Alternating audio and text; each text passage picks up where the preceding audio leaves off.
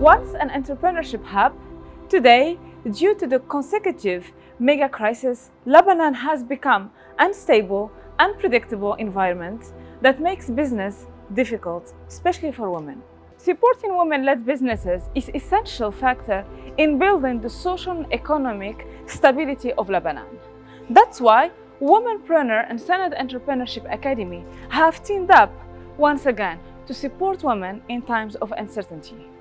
We have traveled across Lebanon to explore and shed light on how inspiring women business owners, social entrepreneurs, and tech leaders are responding to the challenges brought about by the mega crisis in Lebanon under the motto, turning crisis into opportunities.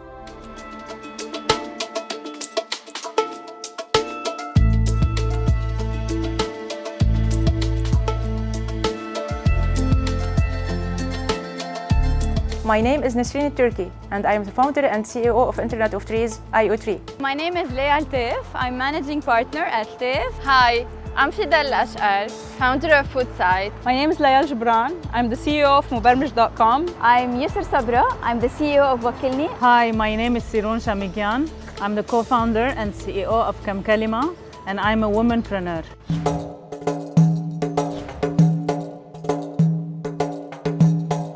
Being an entrepreneur in Lebanon has never been easy. It's not just about the crisis. But after the crisis, problems started being bombarded on us every hour. So one of the biggest problems for us as a company was the banking issue. So we had just closed our pre-Series A round, and more than $1 million of that round was stuck in the banking system. Because of that, we were not able to pay for our software. We had just hired salespeople outside Lebanon to grow and scale. We couldn't pay them, so we had to let them go and change our strategy from scaling to surviving. After a year, we started losing some of our team members to immigration. So around 6 or 7 team members left. We are doing our best. We tried to survive by looking for funds outside Lebanon, but unfortunately we were not able to get our passport and visa to travel. So it was a very big challenge. Then we wanted to target Lebanese farmers, and it turns out that Lebanese farmers don't have any more money to buy even the seeds. So it was like a tough challenge to take. Then we got a real buyer who wants to buy IO3.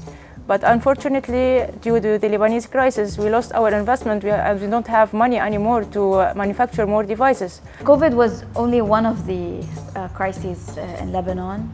It was a global crisis, but in Lebanon it was just one of the things that we're dealing with. We've had to deal with a lot of other crises. Fuel was one of them, and we're very dependent on fuel, obviously, for the drivers, and the lack of fuel for a while was a very big issue for us, and we had to find different solutions for it, partner with different suppliers, and we got to a point where we actually created our own fuel tank in the building, and we've really had to come up with creative solutions to be operating. At one point, when there were fear that we were going to lose internet connection, we actually had a satellite provider on standby for us to connect to. To overcome, the main thing we're doing is the adaptation and how we're seeing these problems as opportunities for us to find other solutions. We are always forced to innovate and to create new ways of creating outreach, getting people involved, and having them, know that there's the opportunity to take the courses and the workshops maybe on Mubarmij. And it's always an innovation or a learning curve.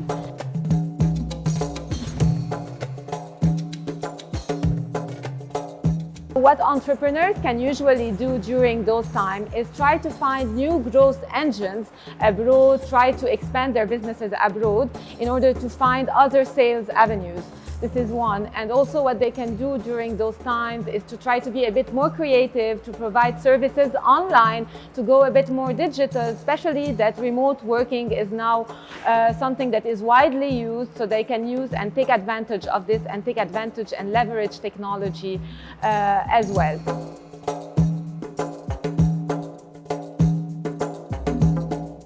our ecosystem wants to really support women, they should put them at the heart of decision making and policy making.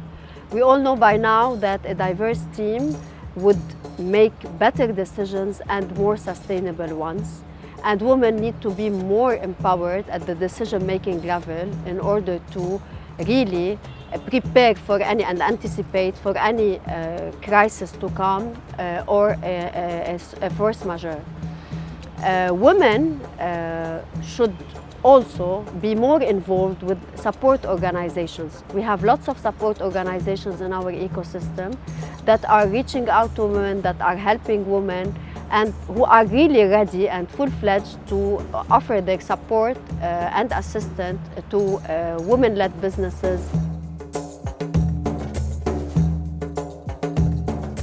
Today, there are no financial institutions. If it wasn't for the World Bank, IFC, or the international donors like UN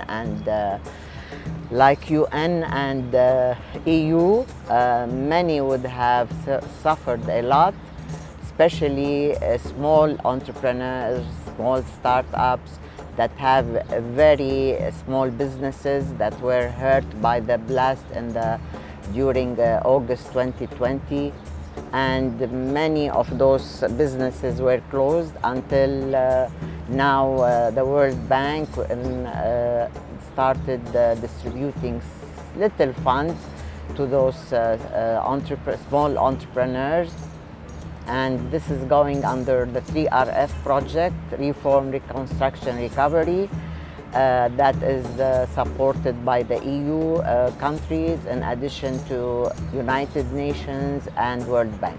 So in brief, you can forget about financial institutions.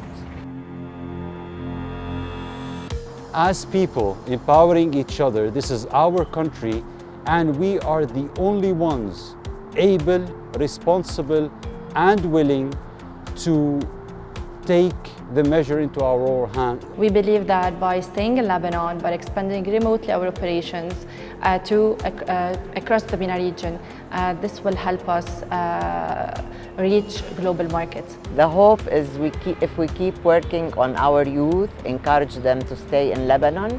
Womenpreneur Tour is a reminder to make sure that we leave no woman behind in Lebanon. Let's make sure we support these women, turn crisis into opportunities.